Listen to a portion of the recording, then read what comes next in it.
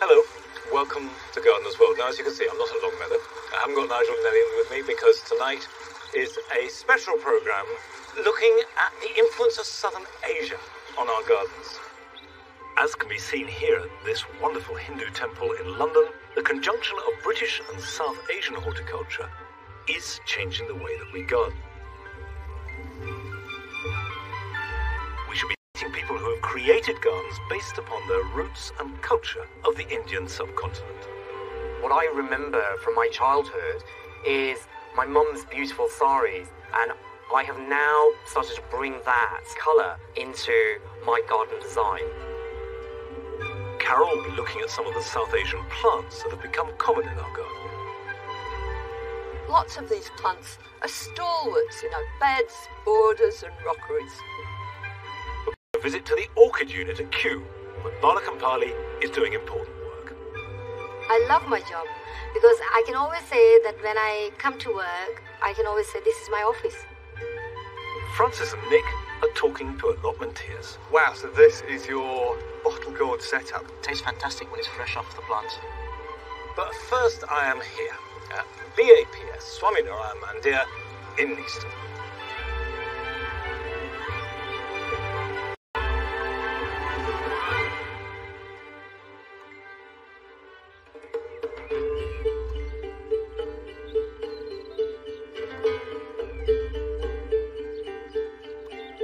This mandir was completed in 1995 with all the extraordinary stonework carved in India, shipped over to London and then assembled in situ. A mandir is a Sanskrit word meaning to still the mind as well as a temple. And that process of stilling the mind is very important. The design of the temple and the gardens that surround it are all part of a process of sloughing off the busy world around you, and then slowly, as you get closer and closer to the centre, reaching a state of spiritual and mental calm.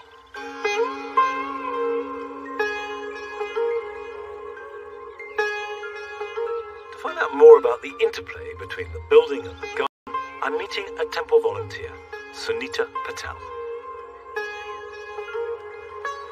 Tell me how the garden relates to the mandir in its whole. The gardens are absolutely part of the experience. When you walk in the front gate, the first thing you see is the gardens. It automatically starts to calm you, starts to bring a bit of peace within you. It's almost like you're being elevated to a higher kind of knowledge. So when you get to the top, you forget absolutely everything that you've done up to that point. You leave the world behind you and you enter something far greater than yourself.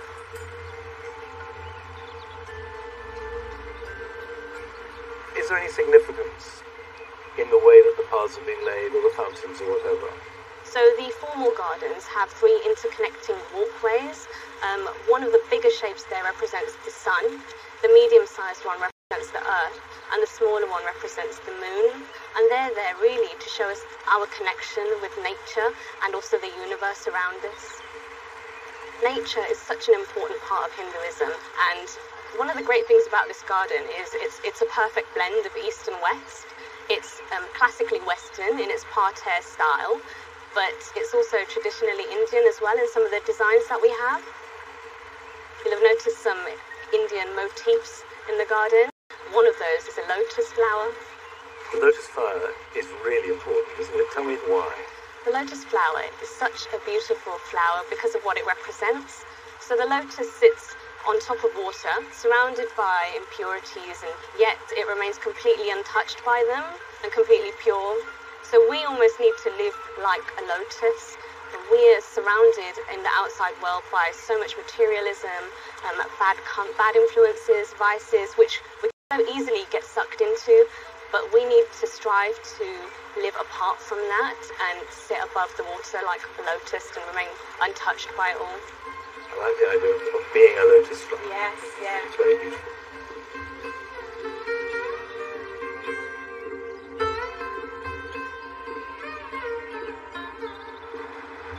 What I find fascinating about this garden is this mixture of Western and Hindu, of British and Indian. So you have the parterre, and nothing could be more Western than that.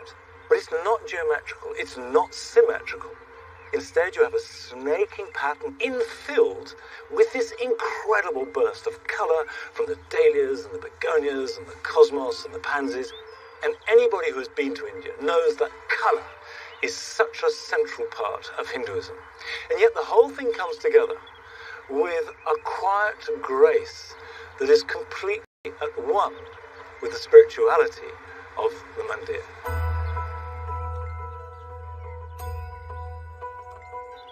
Later on, we'll be seeing how flowers are used in the rituals of the temple, and also seeing how the lotus, the symbol of the lotus, is actually a really important part of the structure of the architecture that represent the South Asian influence in our gardens. Now we're going to hear from the first of three people who will be giving us a personal insight into what gardening means to them, starting with Sunil Patel.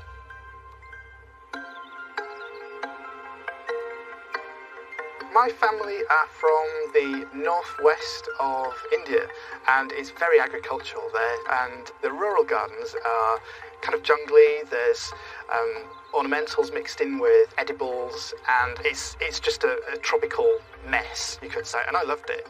It's almost an Indian version of cottage-style gardening. Childhood holidays and memories of going to India and the tropical environment has made its way into the garden. So I love having lush, full planting that's dense, and the plants are all crammed in together and jostling for space, and I will plant things far too close together just to get an abundant look that's spilling out of the borders. The impression I want to give is a garden that is just on the tipping point of going completely out of control. It's a feeling of abundance and lushness that I think does hark back to seeing tropical environments. It's just about having a really beautiful garden that people can stand and look at and go, wow.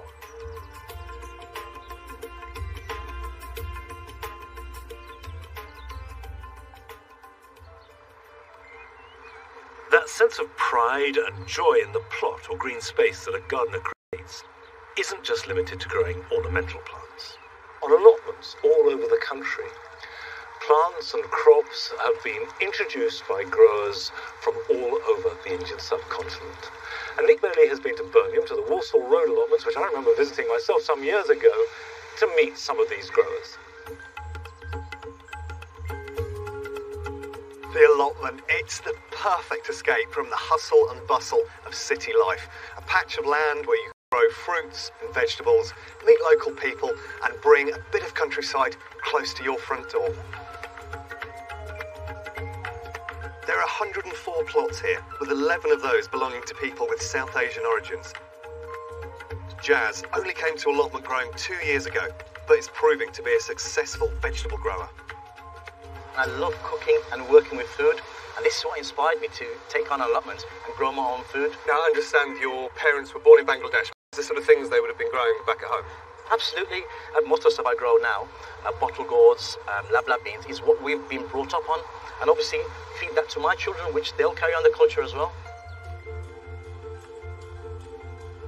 Before them, but actually it's related to squash and pumpkin, courgettes, isn't it? That's right, yeah, it's the same family, but we haven't heard of it because we're not used to it in our cuisine in England, but because I've been brought up with it, and it tastes fantastic when it's fresh off the plant. But I must tell you, I've tried to grow them in the past, and I have failed monumentally. You've clearly got it right, there's lots of fruit on here. Where did I go wrong? Well, this is how they grow them in Bangladesh. Okay. Instead of timber, they use bamboo. It's about 4.5 foot off the ground, because the plant probably extends about 6 meters, and most of the fruit grow in the middle of that. And the gravity pulls them down and makes them fat. It's like putting water in a balloon where it hangs down, and that's the secret.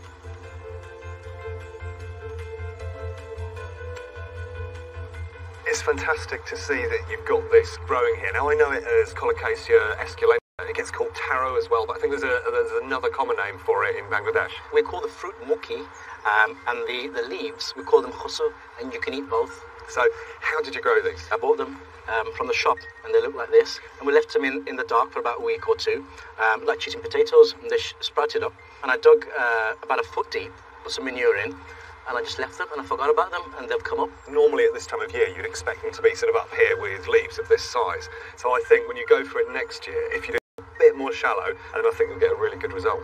Well, I think you've done amazingly well to grow so many of these tropical plants here in Birmingham. Thank you very much, Steve. A vast majority of the South Asian community have farming and agriculture in their blood. Lukbir and Ravinder, a Sikh couple who grew up in the state of Punjab in rural India. Back there, they would have farmed land to sustain their families.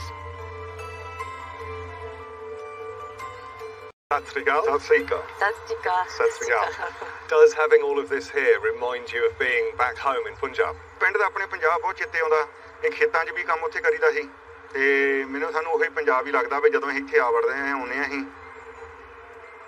I see all sorts of exotic and unusual things. How are you managing to grow them here? ਅਸੀਂ ਇੱਥੇ ਜਿੱਦਾਂ ਆਪਣੇ ਨੇ ਵੱਟਾਂ ਬੀਜੀਆਂ ਆ ਮੇਥੇ ਲਾਉਨੇ ਆ ਧਨੀਆ ਲਾਉਨੇ ਆ ਪਾਲਕ ਬੀਜਦੇ ਆ ਗੰਢੇ ਲਾਉਨੇ ਆ ਆਪਣੇ ਛੋਲੇ ਲਾਉਨੇ ਆ ਚੱਕੀ ਤੇ ਕਾਫੀ ਮਤਲਬ ਇੰਡੀਆ ਦਾ ਅਸੀਂ ਗਰੋ ਕਰਦੇ ਆ ਇੱਥੇ. So I've tried growing chickpeas in London, but I found each individual plant I was probably only getting 6 or 7 peas from, and I can see yours are absolutely smothered. So what was I getting wrong? ਛੋਲੇ ਬੀਜਣੇ ਬਹੁਤ ਸੌਖੇ, ਇਹਨੂੰ ਕੁਛ ਨਹੀਂ ਕਰਨਾ ਪੈਂਦਾ, ਇੰਨੀ ਗੁਡਾਈ ਵੀ ਨਹੀਂ ਕਰਨੀ ਪੈਂਦੀ, ਖਾਦ ਵੀ ਨਹੀਂ ਪਾਉਣੀ ਪੈਂਦੀ. ਇੱਕ ਡਿਪੈਂਡ ਮੌਸਮ ਤੇ ਜ਼ਿਆਦਾ ਮੀਂਹ ਪੈਂਦਾ ਫਿਰ ਨਹੀਂ ਹੁੰਦੇ, ਤੇ ਥੋੜਾ ਮੀਂਹ ਘੱਟ ਪੈਂਦਾ ਫਿਰ ਸੋਹਣੇ ਹੋ ਜਾਂਦੇ. ਮਤਲਬ ਵਧੀਆ ਤਾਂ ਮਤਲਬ ਥੈਂਜ ਬੀਜਦੇ ਆ ਇਹ ਬੂਟੇ ਪਲਾਂਟ ਜਿਹੜੇ ਬਹੁਤ ਮਰਦੇ ਆ ਤੇ ਉਹਨਾਂ ਨੂੰ ਕੋਈ ਫਲ ਨਹੀਂ ਲੱਗਦਾ ਫਿਰ ਤੇ ਉਹਨਾਂ ਨੂੰ ਫਿਰ ਜਾਂ ਉੱਪਰੋਂ ਕੱਟ ਦਿੱਤਾ ਜਾਵੇ ਤੇ ਕੱਟ ਕੇ ਤਾਂ ਫਿਰ ਉਹ ਜ਼ਿਆਦਾ ਫੈਲਦੇ ਆ. ਪਹਿਲਾਂ ਸ਼ੁਰੂ ਕੀਤਾ ਸੀ ਨਾ ਅਸੀਂ ਗੁਰਦੁਆਰੇ ਲਈ ਕੱਦੂ ਬੀਜਣੇ ਆ.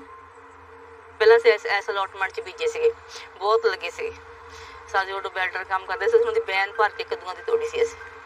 ਤੇ ਜਿਹੜੇ ਵੱਡੇ ਹੁੰਦੇ ਉਹ ਤਾਂ ਚਾਦਰ 'ਚ ਪਾ ਕੇ ਕੱਢਦੇ ਆ, ਛੋਟੇ ਹੱਥ ਚੁੱਕ ਨਹੀਂ ਹੁੰਦੇ, ਇੰਨੇ ਵੱਡੇ ਹੁੰਦੇ ਕਈ ਵਾਰ ਤਾਂ. How many times a week do you come and work on the allotment, and what's it to your lifestyle?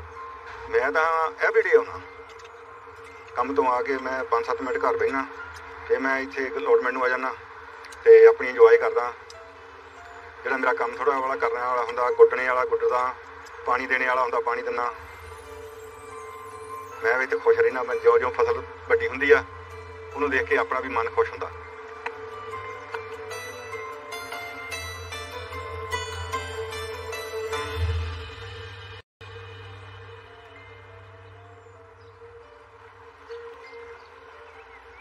When I visited those Walsall Road allotments myself some 15 years ago, I was struck by the diversity and the range of the crops, some of which I confess I had never come across before, and I'm glad to see that that tradition is still going strong.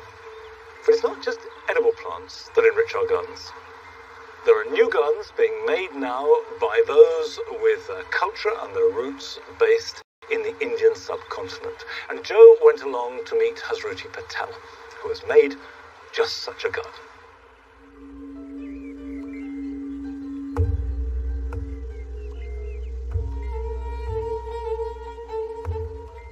I've travelled quite a lot, and I believe that gardening and plants are a universal language and everybody has their own story to tell. Now, I'm in a suburban garden in Middlesex to visit a garden maker who's taken her inspiration from India.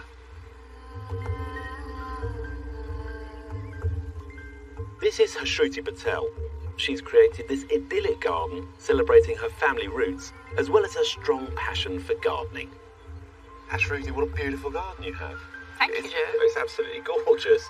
It's so lush and green. But where did it start? How did this garden all come about? We moved into the house about 25 years ago, and then initially I didn't do that much in the garden, but I would say the last 5 or 6 years I've started taking more and more of an interest. I've just had more time, and as I've learned more, I've wanted to learn more. You're a big traveller, aren't you? Yes, we do travel a lot, and especially back to India. At least once or twice a year we go back to India, yes. The summers there, you think, I'd like to take some of this back to London, you know, the warmth and the lushness. So that's how it's grown. How would you say we garden over here as opposed to gardening in India? How do the gardens differ? People's gardens are very relaxed. Things are just allowed to grow, and they're not manicured as much as gardens.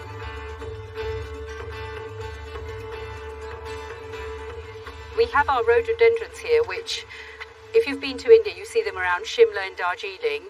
And because it's on a slope, we've done our rolling hills of Shimla here. They're incredibly healthy, aren't they? Is this acidic soil you've got here then? No, lots of ericaceous, leaving the leaves from the beech hedge and letting them rot down. Yeah, the leaf mould. to the That's right. acidity. Yeah. And do you have to, I mean, it's been so dry this year, have you watered these at all, or have they just got their roots nice and deeply down? We're making sure that they're well watered because in India, this is the monsoon season, July, August, and that's when they set their buds down. And if they go dry, these buds will drop off, and I won't have any colour next year. Yeah, well, if you're doing it right, it looks great. I bet in spring it's an absolute joy. It is beautiful, yeah.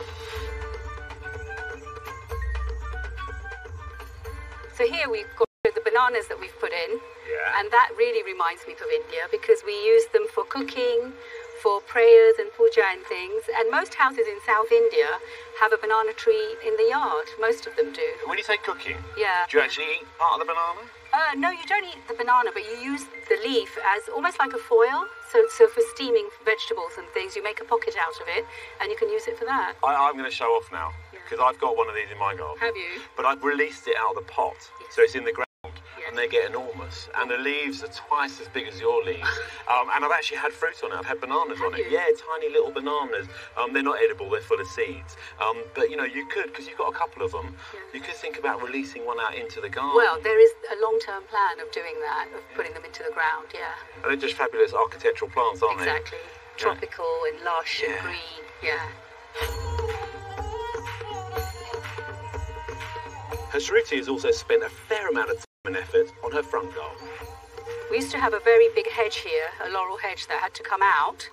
And then after that, we decided that we're just going to be a little bit relaxed with this bed. So as you can see, it's a little bit like India, a bit chaotic, but colourful. Slightly riotous, are we allowed to say that? Yeah, definitely. Yeah. Why not, you know? No rules in this bed. We put in what we want to, and it works. And so the sweet peas just billowing over, you know, the front of the fence. The sweet peas remind me of the bougainvilleas out in India, but we can't grow them very well. No. So this just gives me a taste of that kind of colour and the look as well. Oh, so you've interpreted the spirit. That's right, and then just make it work for the site that you have. Yeah, so quite a few of these plants are self-seed around. You let them do their own thing? Yeah, definitely. It's nice to let the garden find its own balance.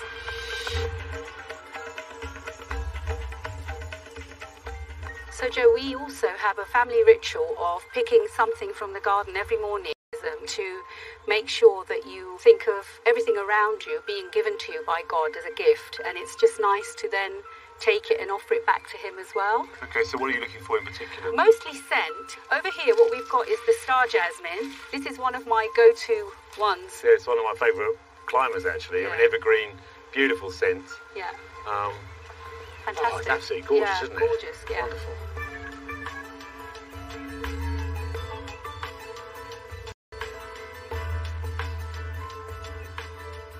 So, Shruti, what would you say your garden means to you? I just feel so privileged to live in a space like this, and the fact that I can open my back door, and this is where I am. Everything's growing, so it's all stimulated and growing, but it has the effect of really calming a person down, and it's just wonderful, wonderful, wonderful thing to do.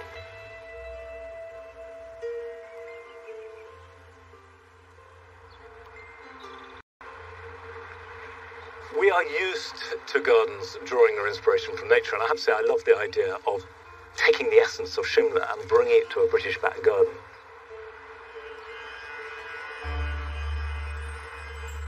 Here at the Mandir, the architecture has references to the natural world. And above all, everywhere, there are flowers of some sort. Flowers carved into the marble of the columns and the limestone outside.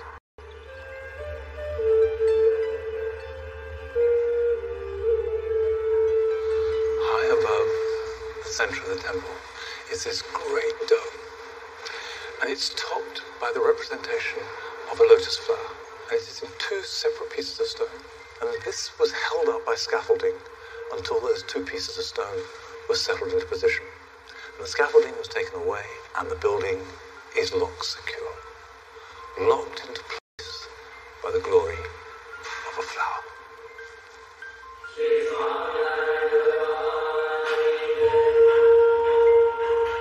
Flowers are not only depicted in the architectural fabric of the Mandir, they're also offered as devotion in daily rituals and used to adorn the murtis or deities.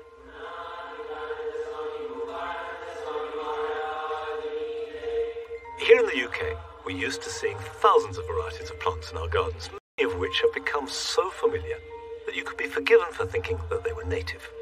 And Carol has visited the Royal Botanic Gardens in Edinburgh to celebrate the plants that we all know, and some that perhaps we don't realise, originate from Southern Asia.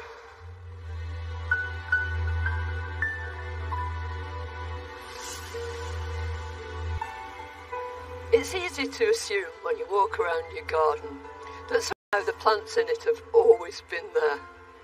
In actual fact, the plants there have been gathered from all four corners of the world.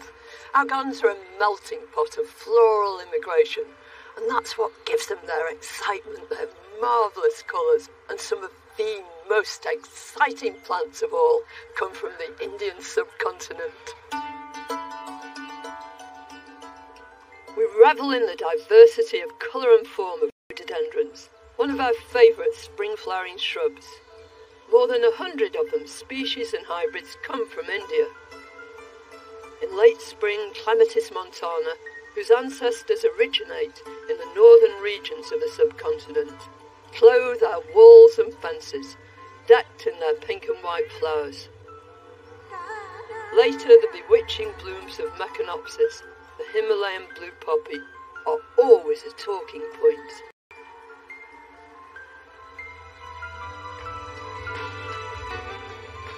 Plants like those were brought to our shores by intrepid and enterprising plant hunters. Some of the very first and some of the most pioneering studied here at the Royal Botanic Gardens, Edinburgh, which has a rich array of plants from South Asia. Lots of these plants are stalwarts in British gardens in our beds, borders and rockeries.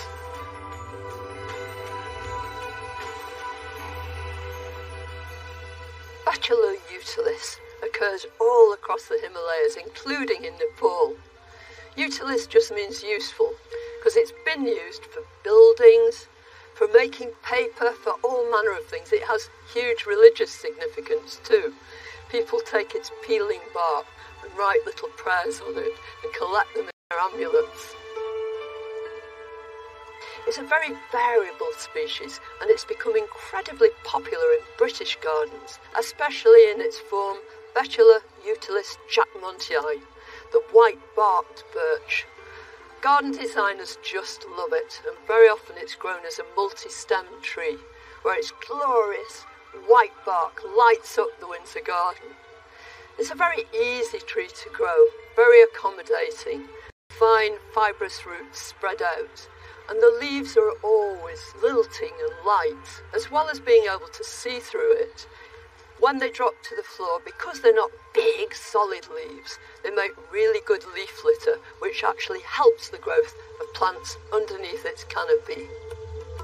Recognise this plant. We've seen a lot of it in recent years. It's hugely useful in naturalistic plantings, where you want everything to meld and flow together. It's a Persicaria, and it's called Amplexicalis atrosanguinea. It's widespread across the Himalayas, and it's always extremely colourful, always stands up for itself and flowers for ages and ages. It's also brilliant for insects. But at my feet is a different kind of Persicaria. Now it's called Bistorta. It's Bistorta affinis. Has been hugely popular in British gardens for countless years. It's often used in rockeries. In its native home, which is also the Himalayas, it grows in rather moist places, and when you can give it those sort of conditions, it grows dense and thick like this, glorious spires of pale pink flowers. And if you look closely, you can see these ochre buds coming on, which mean it will flower for months and months on end.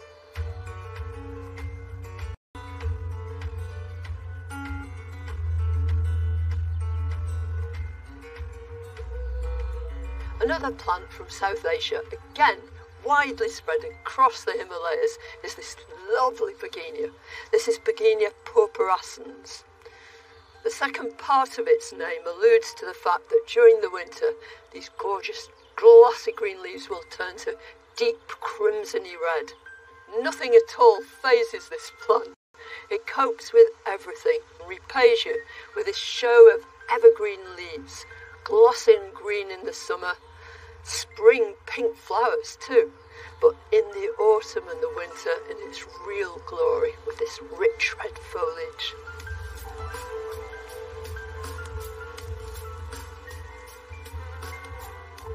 Plant hunters have combed the world, searching for plants valued for their medicinal, economic, ornamental qualities.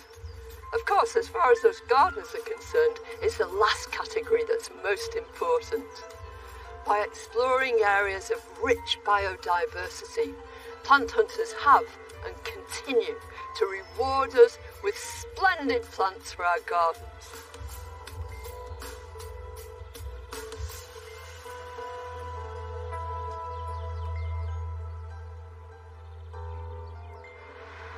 End of the 18th and beginning of the 19th century, there were a whole succession of Don plant hunters from Forfar in Scotland. And whilst I'm very proud of that, they weren't all that glamorous. For example, Alexander Don specialised in mosses in the Scottish Highlands. Of any type, wherever they come from in the world, are probably the most glamorous plant that you possibly can have. And we went to visit Bala Kampali, who works in every aspect of orchids and their conservation and their care at Kew.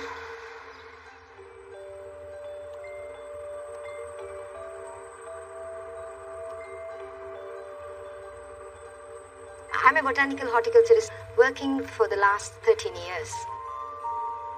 My role involves looking after one of the largest collections in the tropical nursery, which is Orchid Collections in the Orchid unit.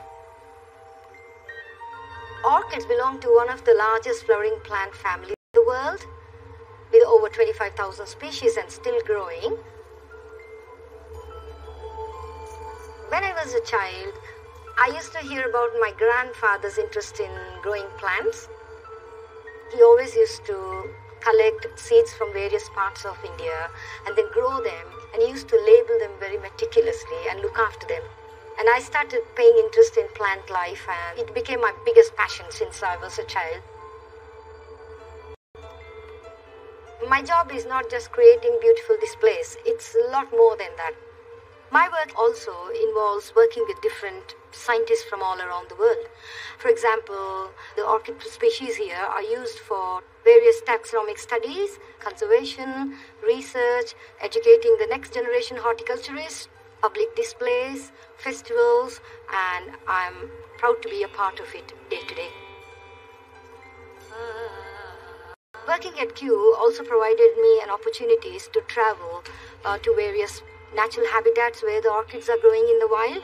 For example, I went to a few field trips to Western Himalayas where I learned how the orchids are naturally growing in their habitat and how I can gain the knowledge from there, bring back to look after them carefully within the glasshouse conditions.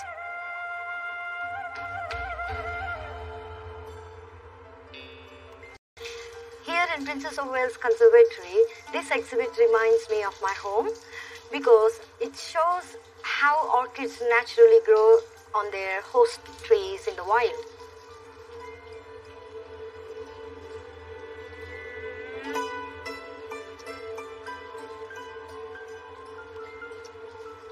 Although orchids are distributed in many parts of the world, India has some fabulous species. For example, this one belongs to the genus Petrinia.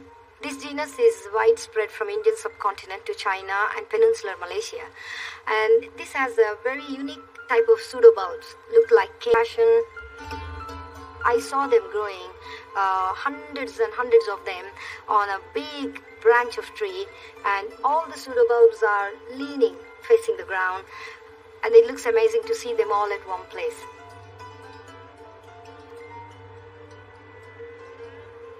Many of us know what these are. These are the orchids which are commonly seen in the supermarkets, garden centers. We buy them to decorate our windowsills. What many of us don't know is these come from a very humble little plant which is called Phalaenopsis pulcherrima. Phalaenopsis pulcherrima is a particular species which is seen in northeast India in the state Assam, and they spread up to Hainan in China. And those tiny little beauties are bred over and over and over until they get the desired size and shape and the longevity of the flowers to produce beauties like these hybrid Phalaenopsis or moth orchid.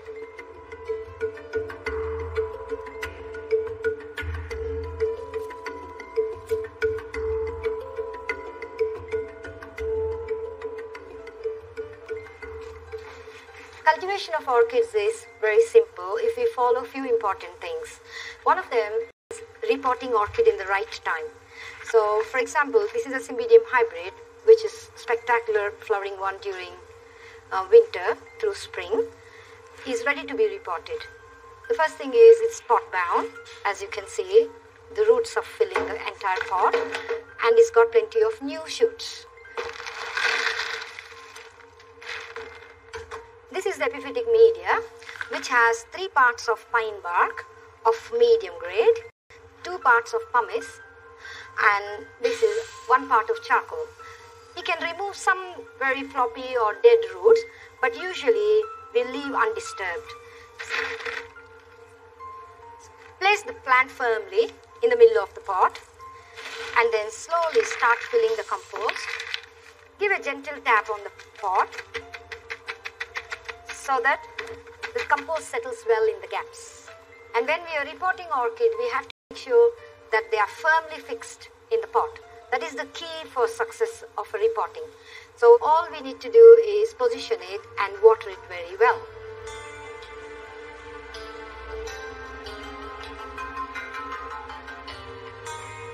I love my job because I can always say that when I come to work, I can always say this is my office. So this passion, it never stops. My aspirations are to expand the living orchid collections, and in that course I will learn. At the same time, I can pass on my knowledge to the next as many future generations as possible.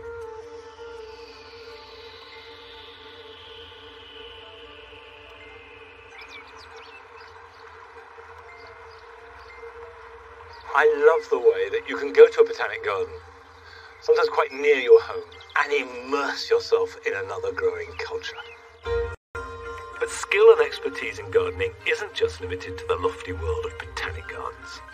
We found out when we went to visit Ragbir Singh Sanghia, who has the Midas touch when it comes to growing cucumbers. पूर्ण भरोसा आ मेरी मेहनत ते ਜਿਹੜੀ ਮੈਂ ਅਰਦਾਸ ਕਰਦਾ ਪਾਠ ਕਰਦਾ ਉਹਦਾ ਫਲ ਉਸ ਮਾਲਕ ਨੇ ਲਾਇਆ ਜਿਹੜੀ ਇਹ ਵਿਸ਼ਵ ਦੇ ਵਿੱਚ ਵਰਲਡ ਦੇ ਵਿੱਚ ਚਲੀ ਗਈ ਆ ਮਹਾਰਾਜ ਦਾ ਹੁਕਮ ਆ ਕਿ ਭਾਈ ਤੂੰ ਗੁਰੂ ਵਾਲਾ ਜ਼ਰੂਰ ਬਣ ਮੈਨੂੰ 50 ਸਾਲ ਹੋ ਗਏ ਅੰਮ੍ਰਿਤ ਛਕੇ ਨੂੰ ਨੋਟੀਗਾਮ ਸਿੰਘ ਸਭਾ ਗੁਰਦੁਆਰੇ 91 ਤੋਂ ਸੇਵਾ ਕੀਤੀ ਹੁਣ ਮੈਂ ਰਿਟਾਇਰਮੈਂਟ ਲਈ ਆ ਬਚਪਨ ਤੋਂ ਹੀ ਬਜ਼ੁਰਗਾਂ ਦੇ ਨਾਲ खेती करने का बड़ा शौक सीगा क्यूकंबर दी बेलां आ मैं मार्च दे विच लाईआं सीगीआं पहले दिन जद असीं देखिया ते मैं ना 5-6 लगियां सीगीआं ते ओह सीगीआं काफ़ी लंमियां तां साडे मन विच देख के आई भी आपां ऐकती है ना एक वधा के देखिए भी कितनी लंबी हो सकती है एक ओंकार सतनाम करता फिर उरले पासे मैं लागे बनाया सी उत्थे अपना पाठ करना मैं ਕੋਲ ਬਹਿ ਕੇ ਪਾਠ ਕਰਦਾ ਸਵੇਰ ਨੂੰ ਵੀ ਅੱਧਾ ਪੌਣਾ ਘੰਟਾ ਜਿੰਨਾ ਮੇਰੇ ਕੋਲ ਟਾਈਮ ਹੋਵੇ ਫਿਰ ਅਸੀਂ ਇੰਟਰਨੈਟ ਤੇ ਦੇਖਿਆ ਵੀ ਰਿਕਾਰਡ ਵਿਸ਼ਵ ਰਿਕਾਰਡ ਕਿੰਨਾ ਆ ਤੇ ਉਹ 42 ਸੀਗਾ ਸਾਡੇ ਮਨ 'ਚ ਹੋ ਗਏ ਵੀ ਹੁਣ ਚਲੋ 49 ਹੋ ਗਈ ਸਾਡਾ ਰਿਕਾਰਡ ਬਣ ਗਿਆ ਪਰ ਫਿਰ ਵੀ ਮੈਨੂੰ ਮੇਰੇ ਨਾਲ ਦਿਆਂ ਨੇ ਸਲਾਹ ਦਿੱਤੀ ਵੀ ਹਾਲੇ ਤੁਸੀਂ ਤੋੜੇ ਨੇ ਹੋਰ ਵੱਧ ਜਾਣੀ ਆ ਤੇ ਹੁਣ ਇਸ ਵੇਲੇ ਇਹ ਵੱਧ ਕੇ 53 ਇੰਚ ਹੋ ਗਈ ਆ ਜਦੋਂ ਮੈਂ ਹਨਾ ਫਸਲ ਵੱਲ ਦੇਖਦਾ ਸਵੇਰ ਨੂੰ ਆ ਕੇ ਤੇ ਮਨ ਹੈ ਨਾ ਇੰਨਾ ਖੁਸ਼ ਹੁੰਦਾ ਉਹਨਾਂ ਖੁਰਾਕ ਨਾਲ ਨਹੀਂ ਮੈਨੂੰ ਮੇਰੀ ਸਿਹਤ ਨੂੰ ਇੰਨਾ ਮਿਲਦਾ ਹੈ ਜਿੰਨਾ ਇਹਨਾਂ ਨਾਲ ਦੇਖ ਕੇ ਮੇਰਾ ਮਨ ਖੁਸ਼ ਹੋ ਗਿਆ ਨਾ ਤਾਂ ਮੈਨੂੰ ਸਕੂਨ ਮਿਲਦਾ Still to come, we've got more stories from passionate gardeners. Arik goes to visit contemporary Islamic gardens at the Aga Khan Centre in London. The secret that really works in this garden is how it's drawn in the expansive sky. Now that is very clever. And Francis meets a group of women who enjoy the health and social benefits of gardening. You can also use them in salads. But first we go to Devon to meet Paul Naveen, who runs a nursery with his partner. Now, they have a wide range of herbaceous perennials.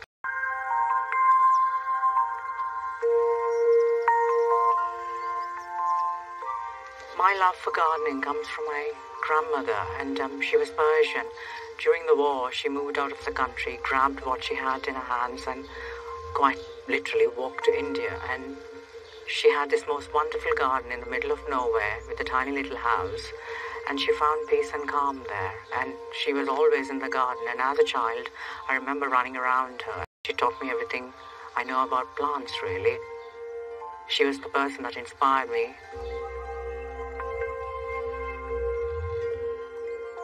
We mainly specialize in plants for shade, mostly woodlanders, plants that come mainly from mountains of Japan or China or America.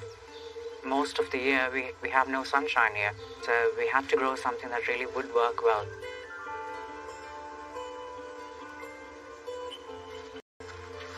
One of the unusual plants we grow is this Petrinia Triloba, which is a Japanese woodland plant. It's a herbaceous perennial, and it absolutely adores the shade.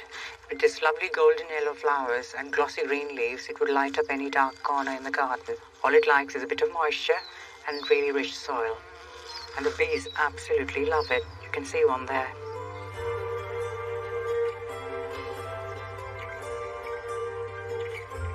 Another very exciting and exquisite woodlander is this one with very beautiful lavender blue flowers. It comes from the mountains of China, and it's Diananthe cerulea. It looks very tropical in appearance, and it's very closely related to the hydrangeas. With these beautiful serrated leaves, it forms a nice sized clump in the garden, and an absolute must for the woodland garden to give that additional colour for the summer months.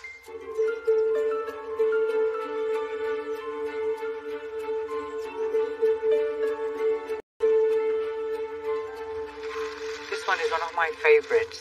It's from China, and it's called Clauranthus Fortuniai. It has this lovely bottle brush-like white flowers and 4 leaves just surrounding it. And the flowers actually smell of champagne.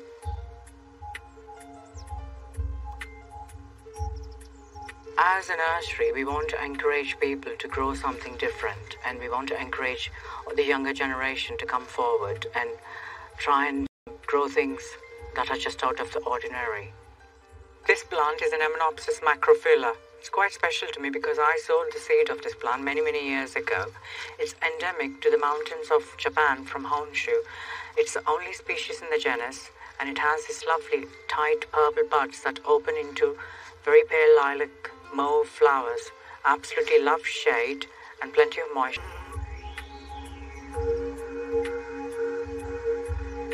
We grow what we really love, and they're rare and unusual, and we like to keep it that way, and we like to grow everything using the traditional methods. 75% of the plants we grow are grown either from seed or by division. This one is Anemone obtusiloba Big Blue, and I sowed this seed last November, and I've been waiting patiently since it's germinated in the spring to bring them out and pot them up. So we're going to pot this up in this mixture of soil here, which is mainly composed of bark and grit for the drainage as well as holding moisture to replicate a woodland soil. So we gently tease them apart and gently tease each one out of here, making sure the roots are still intact. And if you notice here carefully, those two there are the original leaves that it's germinated with, and those two are its true leaves, and those are the leaves that the anemone is going to have for its lifetime. So once they come, then it's ready to be potted. This should root through by early spring, and it will be potted up again into a slightly bigger pot. It should flower by June, and it should be a big enough plant to go in the garden. And we'll put a little bit of gravel on top to protect it from slugs and snails, and we'll give it a good water.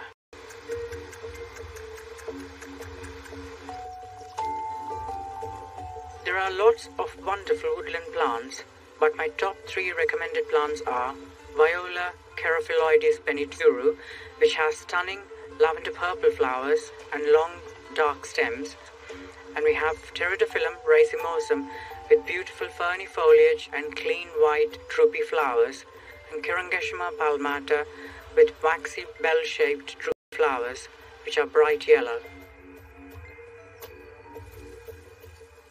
Plants sort of energize you, and they have this great aura about them that sort of cleanses you. You're calm, you're peaceful.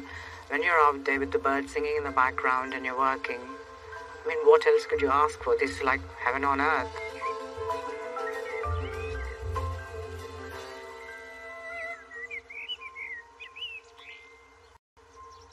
Nothing beats the experience of actually gardening. And apart from anything else, it is good for every part of mind and body. To that end, a group of women in Bradford have got together to promote the well-being that comes as a result of gardening. And Frances told me, an allotment is not just a place for growing your own produce. For many people, it's so much more. For the group of women I'm about to meet, this place is a haven, a place to socialise, unwind and enjoy the great outdoors. Jasmine joined in 2013 and now helps to run this independent group. So Jasmine, what first attracted you to this project? I really like feeling the earth and being close to nature. And I like the birds. I get quite a lot of benefit out of it. It's really good for exercise, obviously. Plus, I find it really relaxing to be around other ladies and getting their ideas. And you're getting your own fruit and vegetable, which is healthy, which is more organic, and it's a lot tastier than buying at the supermarket. I love it, absolutely, really love it. And I would love to see more of the space. Could you show me around? Yeah, of course, yeah. The ladies pride themselves on growing staple veg like spinach, courgettes and potatoes. And Jasmine has a clever and interesting way to use an old salad favourite. So what's this? These are radishes. We've been picking the radishes and eating them, but then we've let these grow so they can go into seeds. And we pick them at this stage and then we make a curry. Really? Yeah. We call them mungre, and you make a potato and pod curry, which is called aloo and mungra curry. Okay, so aloo is potato. Yeah.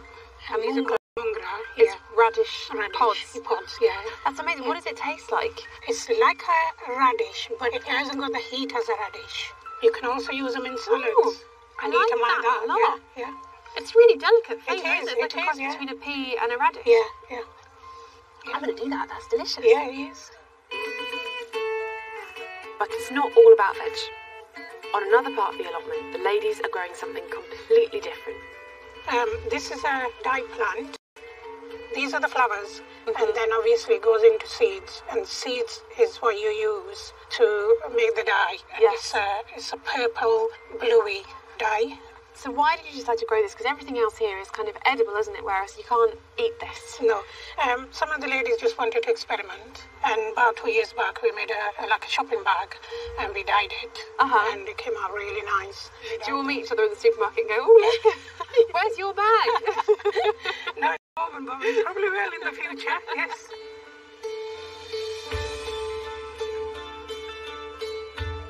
The ladies get together every Monday, and today they're harvesting crops to make a stew. But whilst the vegetables are bubbling, running. How do you think this project benefits the community here? Well, I think it's really good because we're mixed ages and we're mixed religion and mixed cultures. But because of the social aspect of gardening together, I think that's the most important thing that's happened, that people have benefited psychologically, emotionally and physically. So it's, it ticks all the boxes really for, how to live a better life.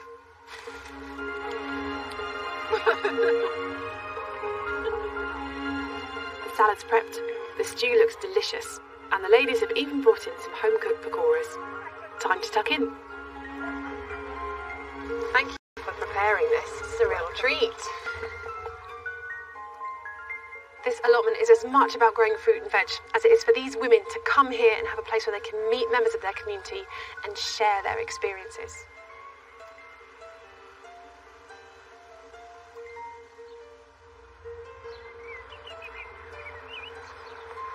I do believe that nothing is better for your holistic health, combining mind and body in harmony, than gardening. When you experience that at a young age, it can lead to wonderful things, as we found out when we met Chelsea Flower Show designer Manoj Maldi. My maternal and paternal grandfathers actually came from very small villages in India. They brought all their traditions from India. We still celebrated Diwali. It was a very colourful part of my life. My dad absolutely loved his roses. When we had our first garden in North Wembley in the UK, he'd ordered lots of roses and we grew those in the garden. My brothers and I actually decided we were going to create our own vegetable plot, and it was that has actually sparked off my interest in gardening. India is such a rich and colourful country, and what I remember from my childhood is my mum's beautiful saris, and I have now started to bring that colour into my garden design. Garden design allows me to create people's dreams, a bit of paradise that I can then leave with them to enjoy.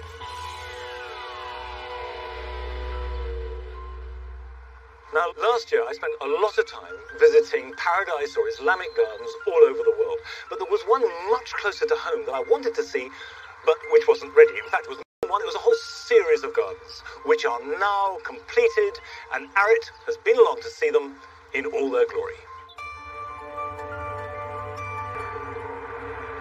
London is a cauldron of design, art and culture, with exciting new buildings and rooftop gardens all the more apparent. But its latest edition of architectural garden spaces encapsulates and blends historic qualities and modern-day notions in this vibrant metropolis.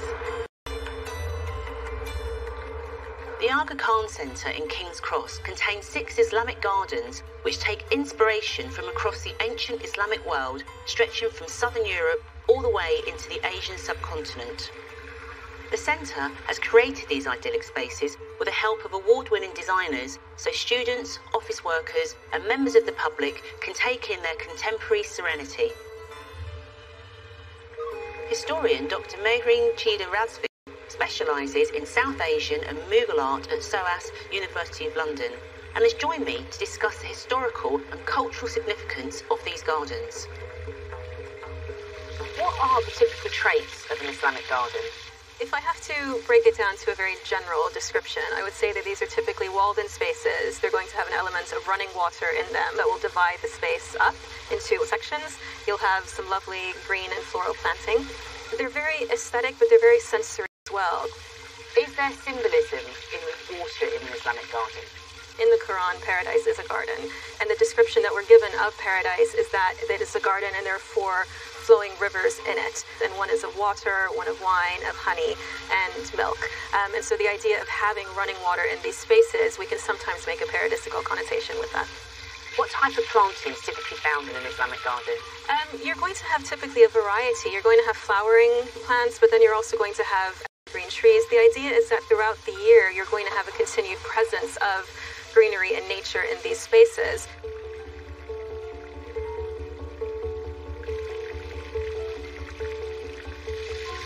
So this one's the Garden of Life, but it's a Mughal garden.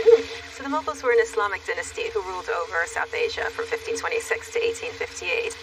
And they were existing at a time as part of a wider Persian cultural sphere.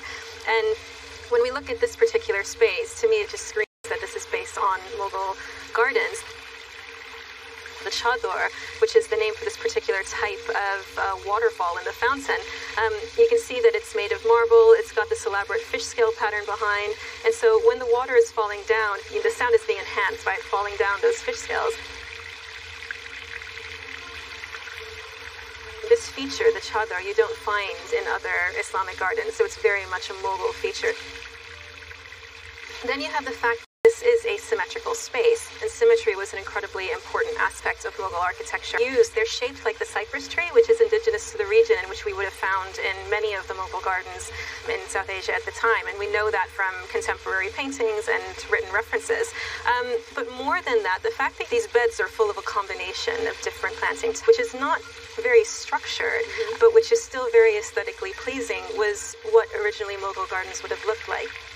Today, when we go to South Asia and we see them, the aesthetic is completely different, because in the British period, they basically turned them into these formal gardens that were very much appreciated in Europe at the time.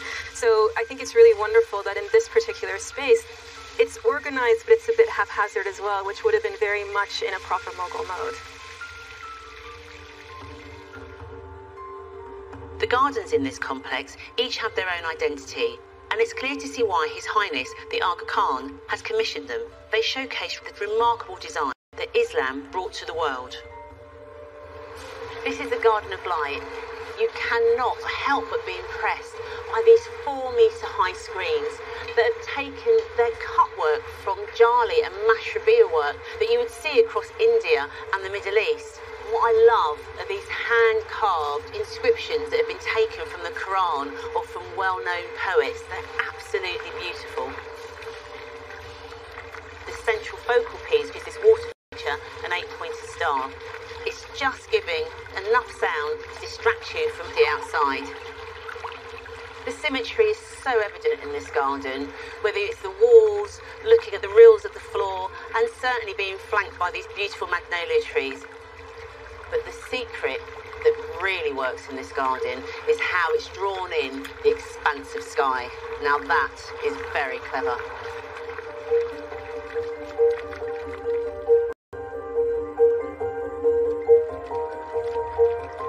The Garden of Tranquility epitomises the symmetry and geometry that we've spoken about in an Islamic garden.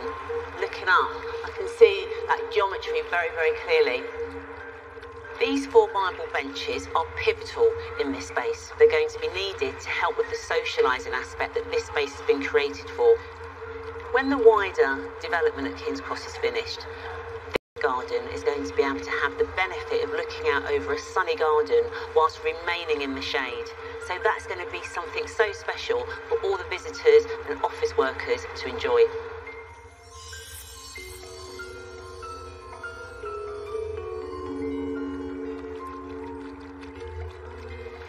To be in a garden is always so visually stimulating, but it's the experience that we all really love, and I feel very privileged to be here at the golden hour. The Aga Khan Centre Gardens will be open to the public from the 22nd of September. Certainly, most paradise gardens were designed to be enjoyed as dusk fell, and the day drew languorously to a close. And I'm afraid we're now drawing languorously to a close, because that's it for today's programme. I will be back next week at Longmeadow, so until then, bye-bye.